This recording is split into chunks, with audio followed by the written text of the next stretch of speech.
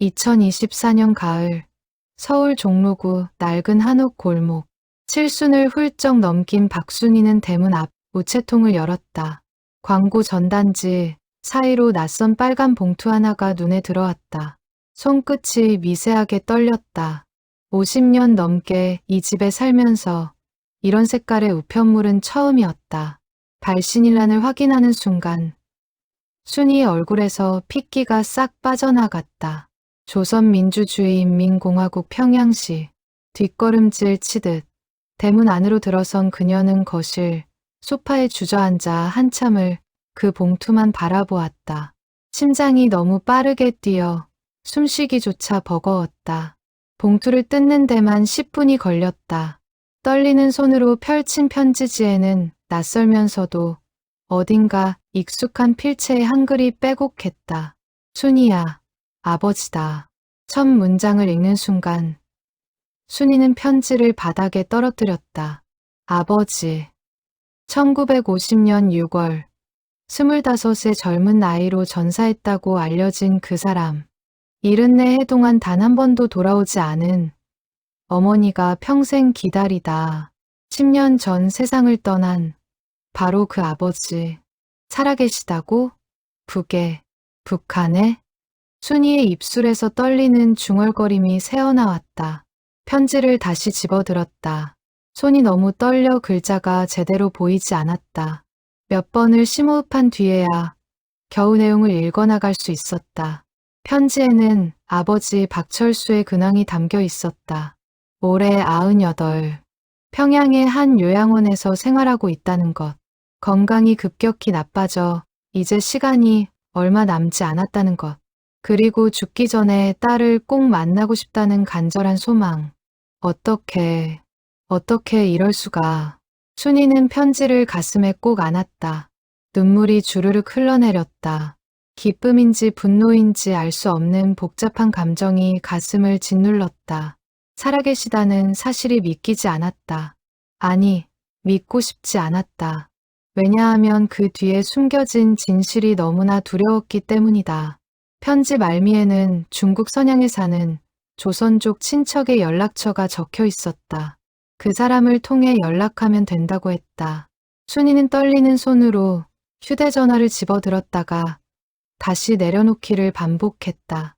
해가 뉘엿뉘엿 넘어가고 있었다.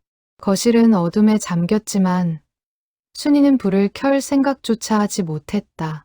그저 빨간 봉투를 무릎 위에 올려놓고 멍하니 앉아 있었다. 오후 6시쯤 현관문이 열리는 소리가 들렸다. 38살 외아들 박진우였다. 대학에서 역사를 가르치는 그는 일주일에 2~3번 어머니를 찾아왔다. 엄마, 왜 불도 안 켜고 계세요? 진우가 거실 불을 켰다. 그리고 어머니의 얼굴을 보는 순간 깜짝 놀랐다. 눈이 퉁퉁 부어 있고 얼굴은 창백했다. 무릎 위에는 빨간 봉투가 놓여 있었다. 엄마, 무슨 일 있으세요? 어디 아프세요? 진우야. 순이는 떨리는 목소리로 아들을 불렀다. 그리고 편지를 건넸다. 진우는 의아한 표정으로 편지를 받아들었다. 발신지를 확인하는 순간 그의 눈이 크게 떠졌다. 이게 북한에서 온 거예요? 읽어봐. 진우는 편지를 펼쳤다. 한 줄 한 줄 읽어나가는 그의 표정이 점점 굳어졌다. 할아버지가 살아있다. 북한에서. 그것도 74년이나 지난 지금. 이게 대체 무슨. 진우는 편지를 다 읽고 나서 한참을 말을 잇지 못했다.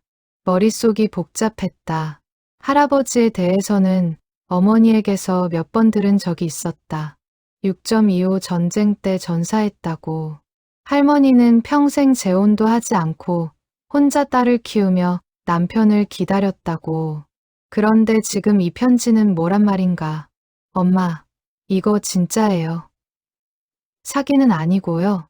나도 몰라. 나도 믿을 수가 없어. 순이의 목소리는 공허했다.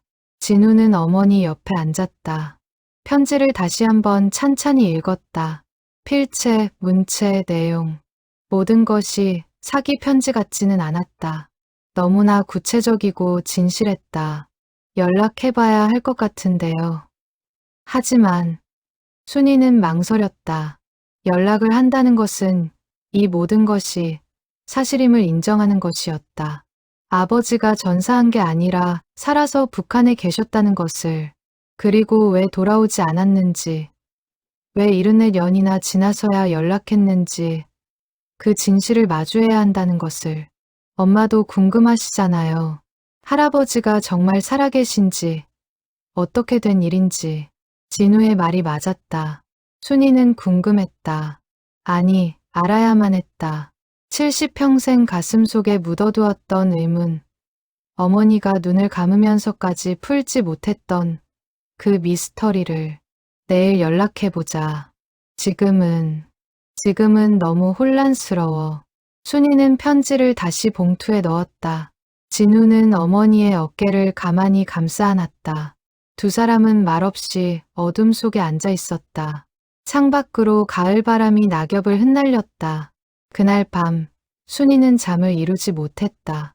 침대에 누워 천장을 바라보며 어린 시절을 떠올렸다. 아버지의 얼굴은 기억나지 않았다. 생후 6개월 만에 헤어졌으니 당연한 일이었다. 하지만 어머니가 들려주었던 이야기들은 선명했다. 내 아버지는 정말 자상한 사람이었어. 너를 얼마나 예뻐했는지 몰라. 어머니 이명자는 평생 그 말을 입버릇처럼 했다. 재혼하라는 주변 사람들의 권유를 모두 거절하고 남편이 돌아올 거라는 희망 하나로 버텼다. 식당에서 설거지하고 남의 집 청소하고 온갖 꾸준히 일을 하면서 딸을 대학까지 보냈다. 엄마, 아버지는 안 돌아와요. 전사하셨다잖아요.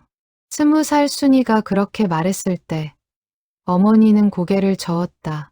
아니야. 내 아버지는 살아있어. 나는 느낄 수 있어.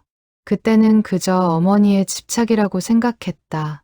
받아들일 수 없는 현실을 부정하는 것이라고. 하지만 지금 이 편지를 받고 보니 어머니의 직감이 맞았던 것일까. 엄마, 아버지는 정말 살아계셨어요. 그런데 왜? 순이의 눈에서 눈물이 흘러내렸다. 기쁨이 아니었다. 배신감이었다. 만약 아버지가 정말 살아계셨다면 왜 돌아오지 않으셨을까? 왜 어머니가 평생 기다리게 내버려 두셨을까? 왜 딸이 자라는 모습을 보지 않으셨을까? 새벽까지 뒤척이다 겨우 잠이 들었을 때는 이미 동이 트고 있었다. 그리고 꿈을 꾸었다. 군복을 입은 젊은 남자가 자신을 안아주는 꿈. 그 남자의 얼굴은 보이지 않았지만 순이는 알 수 있었다. 그게 아버지라는 것을. 다음 날 오전, 순이와 진우는 편지에 적힌 연락처로 전화를 걸었다. 중국 선양의 조선족 친척이라는 김철민이 전화를 받았다. 여보세요? 저는 박순이라고 합니다. 어제 편지를 받았는데요.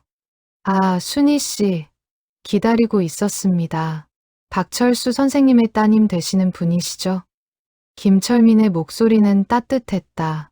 순이는 떨리는 목소리로 물었다. 제 아버지가 정말 살아계신 겁니까? 네, 그렇습니다. 평양 모란봉 요양원에 계십니다. 건강이 많이 안 좋으셔서 제가 대신 연락드린 겁니다. 순이는 가슴이 철렁 내려앉았다. 정말이었다. 아버지가 살아계셨다. 74년 동안 북한에서 어떻게 그럴 수가 있습니까? 전사하셨다고 들었는데요. 김철민은 잠시 침묵했다. 그리고 조심스럽게 말을 이었다. 그 부분은 제가 말씀드리기가 어렵습니다. 선생님께서 직접 말씀하시겠다고 하셨거든요. 다만 한 가지는 분명합니다. 선생님께서 따님을 평생 그리워하셨다는 것입니다. 평생 그리워했다고요? 그럼 왜 연락도 안 하신 겁니까? 왜 돌아오지 않으신 겁니까? 순이의 목소리가 높아졌다. 억눌렀던 감정이 터져나왔다. 진우가 어머니의 손을 잡았다. 순이 씨, 저도 자세한 사정은 모릅니다. 다만 선생님께서 따님을 만나고 싶어 하십니다. 시간이 얼마 남지 않으셨습니다. 만나실 의향이 있으십니까? 만나다. 74년 만에 아버지를 만나다. 순이는 대답할 수 없었다. 만나고 싶은 마음과 만나기 싫은 마음이 동시에 일었다. 생각해보고 다시 연락드리겠습니다. 알겠습니다. 하지만 너무 오래 기다리실 수는 없습니다. 선생님의 상태가 위중하십니다. 전화를 끊고 나서 순이는 소파에 주저앉았다. 진우가 물 한 잔을 건넸다. 순이는 물을 한 모금 마시고 깊은 한숨을 내쉬었다. 엄마, 어떻게 하실 거예요? 모르겠다. 정말 모르겠어. 만나보시는 게 좋을 것 같은데요. 할아버지도 시간이 없으시다고 하잖아요. 하지만 내 할머니는 어떡하니? 평생을 기다리다 돌아가셨는데. 순이의 목소리는 떨렸다. 어머니 이명자는 10년 전 88배 나이로 세상을 떠났다. 임종 직전까지도 남편 이야기를 했다. 순이야, 내 아버지 오시면 이 옷 입혀드려야 해. 가장 좋아하시던 옷이야. 어머니는 아버지의 옷을 평생 간직했다. 낡고 바랜 양복 한 벌, 6.25 나기 전 아버지가 입었던 그 옷을, 그리고 죽는 순간까지도 남편이 돌아올 거라 믿었다. 할머니도 만나길 원하셨을 거예요. 진실이 뭔지 알고 싶어 하셨을 거라고요. 진우의 말이 맞았다. 어머니도 궁금해했을 것이다. 남편에게 무슨 일이 있었는지, 왜 돌아오지 못했는지. 하지만 그 진실을 알고 나서 어머니가 어떤 반응을 보였을지는 아무도 모르는 일이었다. 며칠만 생각할 시간을 줘. 순이는 아들에게 말했다. 진우는 고개를 끄덕였다. 그날 하루 종일 순이는 집 안을 맴돌았다. 아무것도 손에 잡히지 않았다. 밥도 먹지 못했다. 그저 어머니의 사진 앞에 앉아 있었다. 사진 속 어머니는 환하게 웃고 있었다. 순이의 대학 졸업식 날 찍은 사진이었다. 그때 어머니는 이렇게 말했다. 이제 내 할 일은 다 했구나. 내가 행복하게 사는 것만 보면 돼. 하지만 어머니는 끝까지 행복하지 못했다. 남편을 기다리는 마음, 그 그리움과 슬픔을 안고 평생을 살았다. 그리고 결국 남편을 다시 만나지 못한 채 세상을 떠났다. 엄마, 미안해요. 나 때문에 재혼도 못하시고. 무슨 소리야. 나는 내 아버지밖에 없어. 다른 사람은 생각해 본 적도 없어. 어머니는 항상 그렇게 말했다. 그리고 순이는 그 말을 이해할 수 없었다. 돌아오지 않는 사람을 평생 기다리는 것이. 하지만 지금은 조금 알 것 같았다. 사랑이란 것이 얼마나 깊고 집요한 것인지. 사흘 뒤, 순이는 다시 김철민에게 전화를 걸었다. 만나겠습니다. 아버지를 만나겠습니다. 잘 결정하셨습니다. 절차를 진행하겠습니다. 남북 이산가족 상봉 신청 절차는 복잡했다. 서류를 준비하고 신원을 확인하고 여러 단계의 심사를 거쳐야 했다. 그리고 북한 측의 승인도 필요했다. 김철민은 자신의 인맥을 동원해 절차를 빠르게 진행했다. 한 달 뒤 상봉 일정이 잡혔다. 판문점에서 만나기로 했다. 순이는 떨리는 마음으로 그날을 기다렸다. 진우도 함께 가기로 했다. 외할아버지를 처음 만나는 날이었다. 상봉을 앞둔 전날 밤, 순이는 어머니의 유품을 꺼내보았다. 옷장 깊숙이 보관되어 있던 상자. 그 안에는 아버지의 물건들이 들어 있었다. 낡은 양복, 시계, 만년필, 그리고 사진 몇 장. 사진 속 아버지는 젊고 늠름했다. 군복을 입고 환하게 웃고 있었다.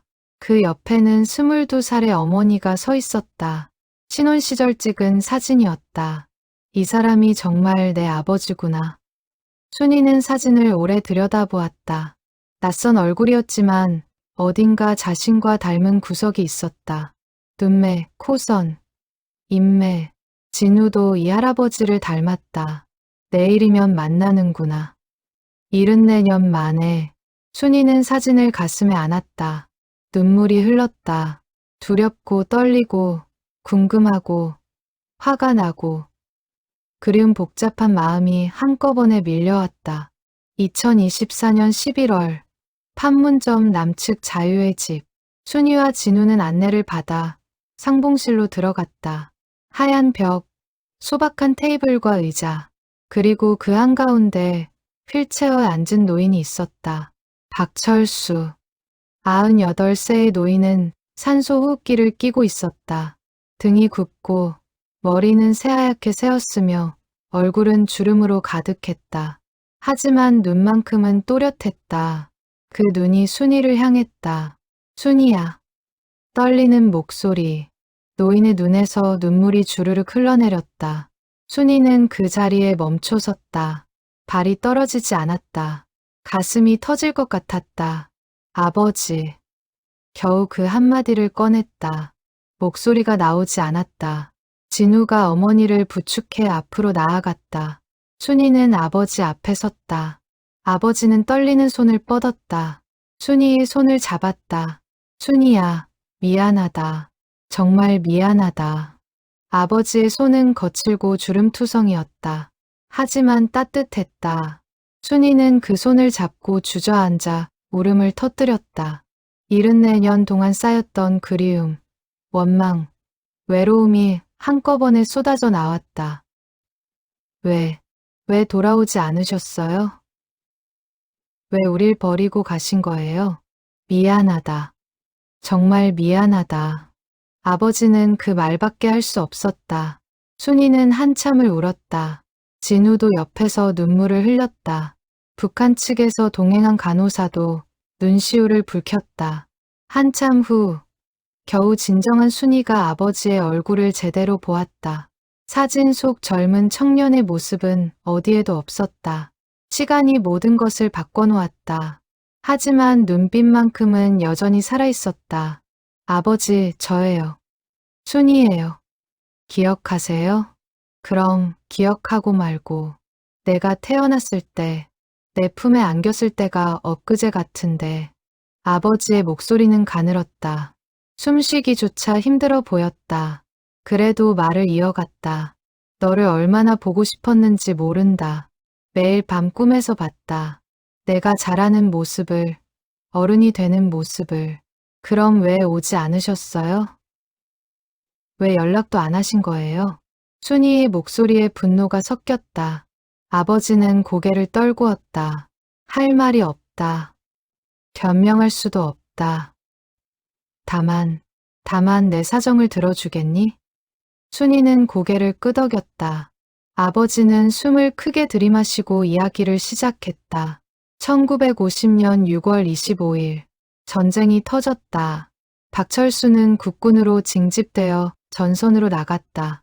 하지만 전쟁 초기, 북한군의 남진 속도는 무서웠다.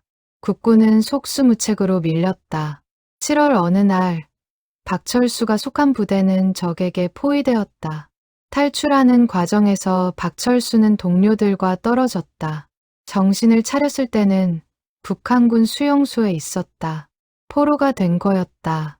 나는 살고 싶었다. 집에 돌아가고 싶었다. 너와 내 엄마를 만나고 싶었다. 하지만 수용소 생활은 지옥이었다. 굶주림, 구타, 강제노동, 많은 포로들이 죽어나갔다. 박철수도 여러 번 죽을 고비를 넘겼다. 그러던 어느 날 북한군 장교가 포로들을 모아놓고 말했다. 남조선으로 돌아가고 싶은 자는 손을 들어라. 우리 공화국에 남아 새로운 삶을 살고 싶은 자는 그대로 있어라. 박철수는 손을 들려고 했다. 하지만 옆에 있던 포로가 그의 팔을 붙잡았다. 손들지 마. 저건 함정이야. 손드는 놈들은 다 죽여. 그 말이 맞았다. 손을 든 포로들은 별도로 격리되었고 다시는 돌아오지 않았다. 박철수는 그렇게 북한에 남게 되었다. 선택의 여지가 없었다. 살기 위해서는 그들의 말을 따를 수밖에 없었다. 전쟁이 끝난 후 박철수는 평양의 한 공장에 배치되었다. 거기서 평생을 일했다. 결혼도 했다. 북한 여자와 아이도 낳았다. 2명의 아들. 배신자처럼 느껴지겠지. 나도 알아. 하지만 살아야 했어. 그리고 언젠가는 너를 만날 수 있을 거라 믿었어. 순이는 아무 말도 할 수 없었다. 아버지의 이야기를 듣는 것만으로도 가슴이 찢어지는 것 같았다. 이해해야 할지 원망해야 할지 알 수 없었다. 엄마는요? 엄마는 평생 아버지만 기다렸어요. 재혼도 안 하시고 혼자 저를 키우시면서 아버지가 돌아올 거라고 믿으셨어요. 그런데 아버지는 북에서 다시 결혼하시고 아이까지 낳으셨어요. 순이의 목소리가 떨렸다. 아버지는 눈을 감았다. 눈물이 볼을 타고 흘러내렸다. 미안하다. 내 엄마한테 정말 미안하다. 하지만 나도 살아야 했어. 북에서는 혼자 사는 게 불가능했어. 당에서 배우자를 정해줬고 거부할 수 없었어. 그럼 왜 연락도 안 하신 거예요? 편지라도 보내실 수 있었잖아요. 보냈어. 수도 없이 보냈어. 하지만 다 돌아왔어. 남북 간 편지 왕래가 금지되어 있었거든. 나는 반역자로 찍혀 있었어. 월북자도 아니고 그렇다고 순수한 북한 주민도 아닌 애매한 존재였어. 아버지의 목소리는 점점 작아졌다. 숨쉬기가 힘들어 보였다. 간호사가 다가와 산소 마스크를 조절했다. 시간이 얼마 없습니다. 너무 무리하지 마세요. 간호사의 말에 순이는 가슴이 철렁했다. 이제 겨우 만났는데 헤어져야 한다니. 아버지, 조금만 더 이야기해 주세요. 궁금한 게 너무 많아요. 그래, 다 말해줄게. 들어줘. 아버지 박철수는 힘겹게 이야기를 이어갔다. 북한에서의 삶은 녹록지 않았다. 출신 성분이 좋지 않았기 때문이다. 남한에서 왔다는 것, 포로였다는 것. 그것은 평생의 낙인이었다. 아무리 열심히 일해도 당원이 될 수 없었고 좋은 직책도 맡을 수 없었다. 하지만 참았어. 언젠가 남북이 통일되면 언젠가 너를 만날 수 있을 거라 믿으면서 세월이 흘렀다. 60년대, 70년대, 80년대. 남북 관계는 좋아지지 않았다. 오히려 더 악화되었다. 박철수는 점점 희망을 잃어갔다. 살아생전 딸을 만나는 것은 불가능할 거라 생각했다. 북한에서 낳은 두 아들도 자랐다. 큰아들은 군인이 되었고 작은아들은 교사가 되었다. 그들에게는 나만의 누나가 있다는 사실을 말하지 못했다. 말했다가는 가족 전체가 위험해질 수 있었다. 내 인생은 거짓말로 얼룩졌어. 북에서도 진짜 내가 아닌 척하며 살았고 너한테도 진실을 말할 수 없었어. 2000년대 들어 남북 관계가 조금 나아졌다. 이장가족 상봉 행사도 시작되었다. 박철수는 신청했다. 하지만 매번 탈락했다. 우선순위에서 밀렸다. 나이 많은 사람, 급박한 사정이 있는 사람들이 먼저였다. 기다렸어. 계속 기다렸어. 언젠가는 내 차례가 올 거라고. 하지만 세월은 무정했다. 박철수의 북한 아내가 세상을 떠났다. 큰아들도 병으로 죽었다. 작은아들만 남았다. 그리고 박철수 자신도 늙고 병들었다. 작년, 박철수는 심각한 폐렴에 걸렸다. 의사는 시간이 얼마 남지 않았다고 했다. 그때 작은아들이 말했다. 아버지, 나만의 누가 있으신 거 아닙니까? 평생 남쪽을 그리워하시는 걸 봤습니다. 박철수는 더 이상 숨길 수 없었다. 작은아들에게 모든 것을 털어놓았다. 나만의 두고 온 아내와 딸, 평생의 그리움과 죄책감. 작은아들은 놀랐지만 이해했다. 그리고 중국에 사는 친척 김철민에게 연락해 도움을 청했다. 김철민이 나만의 편지를 보낸 것이다. 이렇게라도 너를 만날 수 있어서 다행이야. 죽기 전에 내 얼굴을 볼 수 있어서. 아버지의 목소리가 끊어졌다. 기침이 나왔다. 간호사가 다시 다가와 등을 두드려 주었다. 순이는 복잡한 마음으로 아버지를 바라보았다. 불쌍하다는 생각과 동시에 원망스러운 마음도 들었다. 어머니는 어떻게 생각할까? 만약 어머니가 살아계셨다면 이 이야기를 듣고 어떤 반응을 보였을까? 아버지, 엄마는 10년 전에 돌아가셨어요. 마지막까지 아버지를 기다리셨어요. 알아. 김철민한테 들었어. 내 엄마한테 정말 미안해. 용서를 빌 수도 없어. 엄마는 아버지를 원망하지 않으셨을 거예요. 사랑했으니까요. 평생 사랑했으니까요. 순이의 말에 아버지는 고개를 떨구고 목 놓아 울었다. 98, 노인의 울음소리는 처량했다. 진우도 옆에서 할아버지의 손을 잡았다. 할아버지, 저는 외손자 박진우입니다. 처음 뵙겠습니다. 진우라고? 이름이? 네, 좋은 이름이구나. 내 엄마가 잘 키웠구나. 아버지는 진우의 손을 꼭 잡았다. 그리고 순이를 다시 보았다. 순이야, 내가 너한테 줄 게 있어. 북에서 가져왔어. 아버지는 옆에 놓인 가방을 가리켰다. 간호사가 가방을 열어 두툼한 봉투 하나를 꺼냈다. 그 안에는 편지 묶음이 들어 있었다. 이게 뭐예요? 내가 평생 너한테 쓴 편지들이야. 보낼 수 없었던 편지들. 일기처럼 썼어. 내가 잘하는 걸 상상하면서 내가 어떻게 살고 있을지 궁금해하면서. 순이는 떨리는 손으로 편지 묶음을 받았다. 수백 통은 좋게 되어 보였다. 노랗게 바랜 종이, 바랜 잉크. 그 하나하나가 아버지의 그리움이었다. 읽어줘. 시간 날 때 천천히 읽어줘.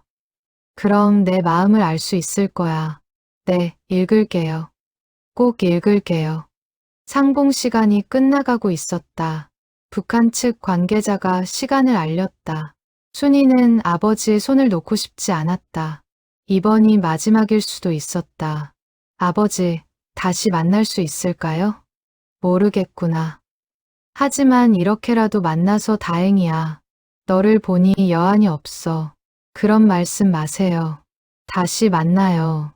꼭 다시 만나요. 그래, 그러자. 다시 만나자. 하지만 두 사람 모두 알고 있었다. 이것이 마지막 상봉일 거라는 것을. 아버지의 시간이 얼마 남지 않았다는 것을. 순이는 아버지를 꼭 껴안았다. 아버지의 몸은 뼈만 앙상했다. 하지만 따뜻했다. 진우도 할아버지를 안았다. 할아버지, 건강하세요. 꼭 다시 뵙겠습니다. 그래, 고맙다. 너도 건강해라. 드디어 헤어질 시간이 왔다. 순이는 뒤돌아서 걸어 나왔다. 한 걸음 한 걸음이 무거웠다. 문 앞에서 뒤를 돌아보았다. 아버지는 휠체어에 앉아 손을 흔들고 있었다. 그 모습이 마지막이었다. 집으로 돌아온 순이는 아버지가 준 편지 묶음을 꺼냈다. 진우와 함께 하나씩 읽어나갔다. 편지는 연도별로 정리되어 있었다. 가장 오래된 편지는 1951년에 쓴 것이었다. 아버지가 북한 수용소에 있을 때였다. 순이야, 아빠야, 너를 보고 싶구나. 내가 잘 있는지 궁금하다. 건강하게 자라고 있니? 엄마는 잘 계시니? 아빠는 곧 돌아갈 거야. 조금만 기다려. 짧고 간단한 문장들. 하지만 그 안에 담긴 간절함이 느껴졌다. 순이는 눈물을 흘리며 편지를 읽었다. 1960년대 편지에는 순이가 학교에 다닐 나이가 되었을 거라는 상상이 담겨 있었다. 순이야, 이제 초등학교에 다니겠구나. 공부 열심히 하니? 친구들과 잘 지내니? 아빠는 너를 학교에 데려다 주지 못해서 미안하다. 내가 책가방을 메고 걸어가는 모습을 보고 싶다. 1970년대에는 순이가 성인이 되었을 거라는 내용이었다. 순이야, 20이 넘었겠구나. 어떤 어른이 되었을까? 결혼은 했니? 행복하게 살고 있니? 아빠는 내가 웃고 있기를 바란다. 아빠 때문에 힘들어하지 않기를 바란다. 1980년대, 90년대, 2000년대. 편지는 계속 이어졌다. 아버지는 평생 딸을 그리워하며 편지를 썼다. 보낼 수 없다는 걸 알면서도 2020년대 편지에는 이런 내용이 있었다. 순이야, 아빠는 이제 너무 늙었다. 곧 죽을 것 같다. 죽기 전에 너를 꼭 만나고 싶다. 내 얼굴을 보고 싶다. 용서를 구하고 싶다. 아빠를 용서해 줄 수 있겠니? 순이는 편지를 다 읽고 나서 한참을 울었다. 아버지의 평생이 이 편지 속에 담겨 있었다. 그리움, 죄책감, 사랑, 후회, 모든 감정이 글자 하나하나에 배어 있었다. 엄마, 할아버지가 정말 평생 외할머니와 엄마를 그리워하신 거네요. 진우도 눈물을 흘렸다. 순이는 고개를 끄덕였다.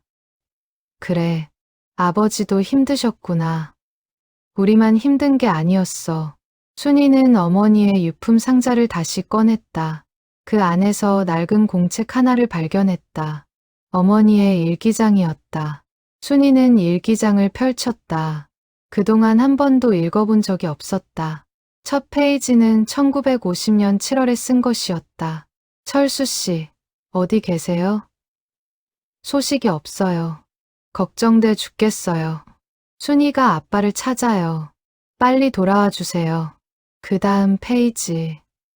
전사 통지서를 받았어요. 믿을 수 없어요. 당신이 죽었다니. 아니에요. 당신은 살아있어요. 느낌이 와요. 1960년대 일기. 순이가 학교에 입학했어요. 당신이 보고 싶어 할 텐데. 당신이 있었다면 얼마나 좋았을까요? 하지만 괜찮아요. 나 혼자서도 잘 키울 수 있어요. 1980년대 일기. 순이가 결혼했어요. 사위가 좋은 사람이에요. 당신이 봤다면 기뻐했을 거예요. 근데 왜 눈물이 나는지 모르겠어요. 당신이 보고 싶어요. 2000년대 일기. 손자 진우가 태어났어요. 당신을 닮았어요. 당신이 안아줬으면 좋겠어요. 이제 저도 늙었어요. 당신을 만나러 갈 날이 얼마 안 남은 것 같아요. 마지막 페이지는 어머니가 돌아가시기 직전에 쓴 것이었다. 철수 씨, 이제 곧 당신을 만나러 갈 거예요. 기다려주세요. 하늘에서 만나요. 그때는 헤어지지 말아요. 순이는 일기장을 덮었다. 눈물이 멈추지 않았다. 어머니도 평생 아버지를 그리워했고, 아버지도 평생 가족을 그리워했다. 두 사람은 서로를 사랑했지만 만날 수 없었다. 전쟁이 모든 걸 망쳤구나. 순이는 중얼거렸다. 진우가 어머니를 안았다. 엄마, 이제 용서하셔야 할 것 같아요. 할아버지도, 외할머니도 그걸 원하실 거예요. 그래, 용서해야지. 아버지를 용서하고 나 자신도 용서해야지. 순이는 아버지의 편지와 어머니의 일기를 나란히 놓았다. 두 사람의 그리움이 종이 위에서 만났다. 70년이 지나서야 판문점 상봉 후 한 달이 지났다. 순이는 매일 아버지 생각을 했다. 다시 만날 수 있을까? 아버지의 건강은 어떨까? 김철민에게 안부를 물었지만 소식이 없었다. 어느 날 오후 전화가 울렸다. 김철민이었다. 순이 씨, 안 좋은 소식을 전해야겠습니다. 순이의 가슴이 철렁 내려앉았다. 전화기를 쥔 손이 떨렸다. 아버지가. 네, 어젯밤 돌아가셨습니다. 편안하게 가셨다고 합니다. 순이는 주저앉았다. 예상했던 일이었지만 실제로 듣고 나니 가슴이 무너지는 것 같았다. 진우가 달려와 어머니를 부축했다. 마지막 말씀이 있으셨습니다. 순이한테 고맙다고, 용서해달라고, 사랑한다고 전해달라고 하셨습니다. 아버지. 순이는 울음을 터뜨렸다. 한 번밖에 만나지 못했지만 아버지였다. 평생 그리워했던 아버지였다. 그리고 이것도 전해달라고 하셨습니다. 아버님의 북한 아들 분이 남쪽에 편지를 보낸다고 합니다. 며칠 후 북한에서 또 편지가 왔다. 이번에는 이복 동생에게서 온 것이었다. 박철수의 작은 아들 박민철이었다. 누나, 처음 뵙습니다. 저는 아버지의 둘째 아들 박민철입니다. 아버지께서 돌아가시기 전에 누나 이야기를 많이 하셨습니다. 평생 누나를 그리워하셨고 만나서 정말 행복해 하셨습니다. 편지에는 아버지의 마지막 모습이 담겨 있었다. 판문점에서 돌아온 후 아버지는 편안해 보였다고 했다. 더 이상 미련이 없다는 표정이었다고. 아버지는 누나한테 드린 편지 묶음 외에도 또 다른 것을 남기셨습니다. 나만의 보내드릴 방법을 찾고 있습니다. 순이는 편지를 읽으며 눈물을 흘렸다. 북한에 또 다른 가족이 있다는 사실이 낯설었지만 그들도 아버지를 사랑했다는 것을 알 수 있었다. 엄마, 북한에 계신 작은 삼촌한테 답장을 보내는 게 어때요? 그래야겠지. 그 사람들도 우리 가족이니까. 순이는 답장을 썼다. 서툴고 어색했지만 진심을 담았다. 민철 씨, 편지 고맙습니다. 저도 아버지를 만나서 다행이었습니다. 비록 한 번뿐이었지만 후회는 없습니다. 아버지께서 당신들과 함께 행복한 시간도 가지셨다니 미안이 됩니다. 언젠가 남북이 자유롭게 왕래할 수 있게 되면 꼭 만나요. 편지를 붙이고 나서 순이는 한결 마음이 가벼워졌다. 용서했다. 아버지를, 상황을, 운명을, 그리고 자신도 용서했다. 원망했던 시간들을. 그날 밤, 순이는 꿈을 꾸었다. 어머니와 아버지가 함께 있는 꿈. 두 사람은 젊은 모습으로 손을 잡고 걷고 있었다. 행복해 보였다. 순이를 보고 환하게 웃었다. 엄마, 아빠, 이제 행복하세요. 순이는 꿈속에서 말했다. 그리고 평화롭게 잠들었다. 2달 후, 김철민을 통해 또 다른 소포가 도착했다. 아버지가 남긴 물건들이었다. 순이와 진우는 조심스럽게 포장을 풀었다. 첫 번째는 낡은 사진첩이었다. 북한에서의 아버지 삶이 담겨 있었다. 젊은 시절 공장에서 일하는 모습, 북한 아내와의 결혼 사진, 두 아들이 태어났을 때 사진, 손주들과 함께 찍은 사진. 순이는 사진을 하나하나 들여다보았다. 낯선 풍경, 낯선 사람들. 하지만 그 안에서 웃고 있는 아버지의 얼굴은 진짜였다. 북한에서도 아버지는 살았고, 사랑했고, 가족을 잃었다. 엄마, 이 사진 속 사람들도 우리 가족이네요. 진우의 말에 순이는 고개를 끄덕였다. 그래, 낯설지만 가족이야. 두 번째는 아버지의 일기장이었다. 편지와는 또 다른 내용이 담겨 있었다. 북한에서의 일상, 고민, 두려움, 그리움. 오늘도 순이 생각을 했다. 20살이 되었을 텐데 어떤 모습일까? 나를 원망하고 있을까? 오늘 작은 아들이 초등학교에 입학했다. 순이도 이 나이 때 학교에 갔겠지. 보고 싶다. 북에서도 가족을 사랑하지만 남에 두고 온 가족을 잊을 수 없다. 나는 이중의 삶을 사는 것 같다. 일기를 읽으며 순이는 아버지의 고통을 이해할 수 있었다. 2개의 가족, 2개의 삶, 2개의 사랑. 그 사이에서 아버지는 평생 괴로워했다. 세 번째는 작은 상자였다. 그 안에는 반지 하나가 들어 있었다. 아버지가 어머니에게 주었던 결혼 반지였다. 편지가 함께 있었다. 순이야, 이 반지는 내 엄마 것이다. 전쟁 때 급하게 떠나는 바람에 가져가지 못했다. 평생 간직했다. 내 엄마 무덤에 놓아줘. 내가 못한 약속을 이제라도 지키고 싶다. 순이는 반지를 손에 쥐었다. 작고 소박한 은반지. 70년 전 두 사람의 사랑을 증명하는 물건. 눈물이 주르륵 흘러내렸다. 엄마, 반지를 드려야겠어요. 다음 날, 순이와 진우는 어머니 묘소를 찾았다. 서울 근교 조용한 묘지. 어머니는 그곳에서 10년째 잠들어 있었다. 엄마, 왔어요. 아버지 소식 가지고 왔어요. 순이는 묘비 앞에 앉아 그동안의 일을 이야기했다. 아버지를 만난 일, 편지를 읽은 일, 아버지가 돌아가신 일. 그리고 어머니에게 반지를 건넸다. 엄마, 아버지가 보낸 반지예요. 평생 간직하셨대요. 이제 받으세요. 순이는 반지를 묘비 앞에 조심스럽게 놓았다. 햇살에 반짝이는 은반지. 70년 만의 재회였다. 엄마, 아버지, 이제 함께 행복하세요. 더 이상 기다리지 마세요. 진우도 무릎을 꿇고 절했다.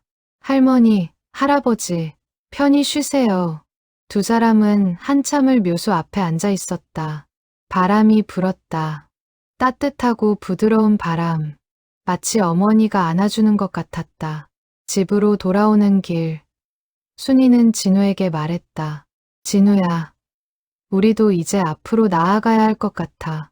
아버지와 엄마의 이야기를 가슴에 담고 그분들이 못 이룬 꿈을 우리가 이어가는 거야. 무슨 꿈이요? 평화. 남북이 자유롭게 만나고 헤어진 가족들이 다시 만나는 세상.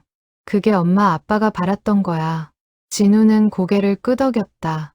엄마, 저도 그런 세상을 만드는데 도움이 되고 싶어요. 역사를 가르치는 사람으로서. 그래, 우리 함께 노력하자. 6개월 후, 순이는 북한의 이복 동생 박민철과 정기적으로 편지를 주고받았다. 중국을 경유해서 오가는 편지였지만 그것만으로도 의미가 있었다. 박민철은 평양에서 교사로 일하고 있었다. 아내와 두 자녀가 있었다. 그는 편지에서 아버지의 마지막 날들을 상세히 전해주었다. 아버지는 누나를 만나고 오신 후 정말 편안해 보이셨습니다. 이제 할 일을 다 했다고 하시더군요. 돌아가시기 전날 밤에는 우리 가족을 모두 불러 모으셨습니다. 아버지는 임종 직전 가족들에게 이렇게 말했다고 한다. 나는 두 가족을 가졌다. 남해 두고 온 가족과 북에서 이룬 가족. 두 가족 모두 사랑했다. 이제 두 가족이 서로를 미워하지 않기를 바란다. 언젠가 만날 수 있기를 바란다. 박민철은 편지에서 순이에게 제안했다. 누나, 아버지의 유해를 남쪽으로 보낼 방법을 찾고 있습니다. 아버지는 남쪽 땅에 묻히고 싶어 하셨습니다. 가능할까요? 순이는 고민했다. 아버지의 유해를 모셔오는 것. 그것은 법적으로도 절차적으로도 복잡한 일이었다. 하지만 아버지의 마지막 소원이었다. 진우가 여러 기관에 문의했다. 남북교류협력단체, 통일부, 적십자사. 쉽지 않은 일이었지만 불가능한 것은 아니었다. 특별한 경우 인도적 차원에서 허가가 날 수 있었다. 서류를 준비하고 신청서를 제출하고 기다렸다. 몇 달이 걸렸다. 그리고 마침내 허가가 떨어졌다.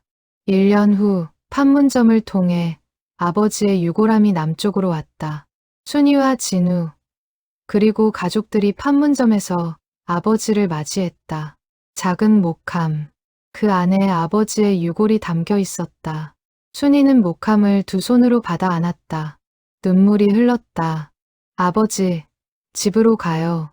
엄마가 기다리고 계세요. 순이는 아버지를 어머니 묘소 옆에 모시기로 했다. 75년 만의 재회. 이번에는 영원히 함께였다. 장례식 날, 많은 사람들이 모였다. 친척들, 친구들, 그리고 북한에서 온 박민철도 특별 허가를 받아 참석했다. 남북의 가족이 처음으로 한자리에 모인 것이다. 박민철은 순이를 보자마자 깊이 절했다. 누나, 처음 뵙겠습니다. 박민철입니다. 동생, 고마워요. 이렇게 와줘서. 두 사람은 서로를 껴안았다. 낯선 사람이었지만 가족이었다. 같은 아버지를 둔 남매였다. 장례식이 끝나고 두 가족은 함께 식사를 했다. 처음에는 어색했지만 점점 마음을 열었다. 아버지 이야기를 나눴다. 남쪽에서의 아버지, 북쪽에서의 아버지, 다르지만 같은 사람. 아버지는 평생 남쪽을 그리워하셨어요. 하지만 우리도 사랑하셨어요. 박민철의 말에 순이는 고개를 끄덕였다. 알아요. 아버지는 두 가족 모두 사랑하셨어요. 그게 아버지를 힘들게 했지만 이제 아버지는 편히 쉬실 거예요. 두 가족이 함께 있으니까. 그날 밤 순이는 아버지와 어머니 묘소를 찾았다. 나란히 놓인 두 묘비. 햇살이 따뜻하게 비췄다. 엄마, 아빠, 이제 함께해요. 영원히 함께해요. 순이는 무릎을 꿇고 절했다. 가슴속 응어리가 풀리는 느낌이었다. 용서, 화해, 사랑, 모든 것이 제자리를 찾았다. 2년 후, 순이는 아버지의 이야기를 책으로 엮었다. 75년의 그리움, 어느 이상가족의 이야기, 아버지의 편지, 어머니의 일기, 그리고 순이 자신의 경험을 담았다. 책은 큰 반향을 일으켰다. 많은 사람들이 공감했다. 전쟁 세대뿐만 아니라 젊은 세대도 분단의 비극, 가족의 사랑, 용서의 메시지가 사람들의 마음을 울렸다. 진우는 대학에서 이 이야기를 강의에 활용했다. 학생들에게 전쟁의 아픔을 알리고 평화의 중요성을 가르쳤다. 여러분, 이것은 제 외할아버지의 이야기입니다. 하지만 비슷한 이야기가 수십만 개 있습니다. 지금도 헤어진 가족들이 서로를 그리워하며 살고 있습니다. 학생들은 진지하게 들었다. 어떤 학생은 눈물을 흘렸다.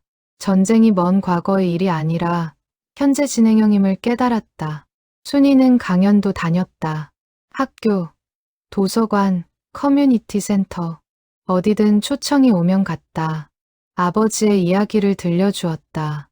저는 70년간 아버지를 원망했습니다. 왜 돌아오지 않으셨는지, 왜 우리를 버리셨는지. 하지만 이제 알아요. 아버지도 피해자였다는 것을, 전쟁이 모든 것을 빼앗아갔다는 것을. 청중들은 고개를 끄덕였다. 많은 사람들이 비슷한 경험을 가지고 있었다.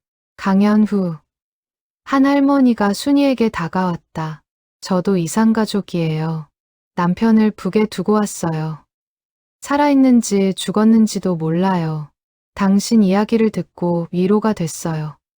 순이는 할머니의 손을 잡았다. 만나실 수 있을 거예요. 꼭 만나실 수 있을 거예요. 이제 나이가 너무 많아요. 시간이 없어요. 그래도 희망을 가지세요. 저도 포기하지 않았잖아요. 할머니는 고개를 끄덕이며 눈물을 흘렸다. 순이는 이산가족 찾기 운동에도 참여했다. 적십자사와 함께 이산가족 데이터베이스를 정리하고 상봉 행사를 지원했다. 작은 힘이었지만 의미가 있었다. 북한의 박민철과도 계속 연락했다. 그는 북에서도 비슷한 활동을 하고 있었다. 남쪽에 가족을 둔 사람들의 이야기를 수집하고 상봉을 도왔다. 누나, 언젠가 남북이 자유롭게 왕래할 수 있게 되면 제가 직접 찾아뵙겠습니다. 나도 기다릴게. 꼭 그런 날이 올 거야. 두 남매는 같은 꿈을 꾸었다. 분단이 끝나고 자유롭게 만날 수 있는 세상. 그것은 아버지의 꿈이기도 했다. 순이의 손주들도 이 이야기를 들으며 자랐다. 증조할아버지의 이야기, 증조할머니의 사랑, 가족의 아픔과 화해. 그것은 단순한 과거가 아니라 현재이고 미래였다. 할머니, 저는 나중에 커서 통일 운동을 하고 싶어요. 10살짜리 손녀가 말했다. 순이는 손녀를 안아주었다. 그래, 좋은 꿈이야. 할머니가 응원할게. 2027년 봄, 순이는 78이 되었다. 건강은 좋은 편이었다. 여전히 강연을 다니고 글을 쓰고 이산가족 운동에 참여했다. 어느 봄날 뉴스에서 남북 정상회담 소식이 나왔다. 평화 무드가 조성되고 이산가족 상봉이 정례화된다는 내용이었다. 순이는 TV를 보며 눈물을 흘렸다. 드디어 이런 날이 오는구나. 엄마, 아빠 보고 계세요? 세상이 변하고 있어요. 순이는 부모님 묘소를 찾았다. 꽃을 놓고 절을 하고 한참을 앉아 있었다. 엄마, 제가 아버지를 용서한 게 맞는 선택이었죠. 아버지도 피해자였으니까요. 바람이 불었다. 따뜻한 봄바람, 꽃향기가 났다. 순이는 그것이 어머니의 대답이라고 느꼈다. 네, 알아요. 엄마도 아버지를 용서하셨을 거예요. 사랑했으니까요. 순이는 아버지의 편지 묶음을 다시 꺼냈다. 70년치의 편지. 그 하나하나가 보물이었다. 손주들에게 물려줄 유산이었다. 아이들아, 이 편지들을 잘 간직해라. 이것은 우리 가족의 역사이고 우리 민족의 아픔이야. 진우와 그의 자녀들이 고개를 끄덕였다. 그날 밤, 순이는 또 꿈을 꾸었다. 젊은 아버지와 어머니가 손을 잡고 걷는 꿈. 그 옆에는 어린 순이가 뛰어다니고 있었다. 행복한 가족의 모습. 이게 우리가 가질 수 있었던 모습이구나. 꿈속에서 아버지가 말했다. 순이야, 고맙다. 나를 용서해줘서, 나를 이해해줘서. 아빠, 사랑해요. 나도 사랑한다. 평생 사랑했다. 순이는 평화롭게 잠들었다. 더 이상 악몽은 없었다. 더 이상 원망도 없었다. 오직 사랑과 평화만이 남았다. 이튿날 아침, 순이는 상쾌하게 일어났다. 창문을 열었다. 봄 햇살이 쏟아져 들어왔다. 새들이 지저귀고 꽃들이 피어나고 있었다. 새로운 계절이야. 우리 가족에게도, 이 나라에게도. 순이는 책상에 앉아 펜을 들었다. 새로운 이야기를 쓰기 시작했다. 희망의 이야기, 화해의 이야기, 미래의 이야기. 75년의 그리움이 끝나고 새로운 시작이 왔다. 첫 문장을 쓰고 순이는 미소 지었다. 아버지와 어머니가 하늘에서 웃고 있는 것 같았다. 그리고 순이도 웃었다. 진심으로, 행복하게. 전쟁은 끝났다. 미움도 끝났다. 이제 남은 것은 사랑뿐이었다. 가족의 사랑, 민족의 사랑, 인간의 사랑. 순이는 펜을 놓고 창밖을 바라보았다. 저 멀리 북쪽 하늘. 언젠가 자유롭게 오갈 수 있는 날이 올 것이다. 아버지가 꿈꾸던 그날이 오면 민철 동생과 함께 아버지 생가를 찾아가야지. 북녘 땅에 있는 우리 가족의 뿌리를. 순이는 다시 펜을 들었다. 그리고 썼다. 이 이야기는 끝이 아니라 시작이다. 75년의 그리움이 만든 희망의 시작이다. 우리는 잊지 않을 것이다. 그리고 용서할 것이다. 사랑할 것이다. 평화를 만들 것이다. 마침표를 찍고 순이는 창문 너머 하늘을 바라보았다. 구름 한 점 없는 맑은 하늘. 그 너머 어딘가에 부모님이 계신 것 같았다. 엄마, 아빠, 이제 편히 쉬세요. 남은 일은 제가 할게요. 우리가 할게요. 햇살이 순이의 얼굴을 비췄다. 따뜻하고 부드러웠다. 순이는 눈을 감고 그 온기를 느꼈다. 75년의 그리움. 그것은 끝났고 동시에 새로운 시작이었다.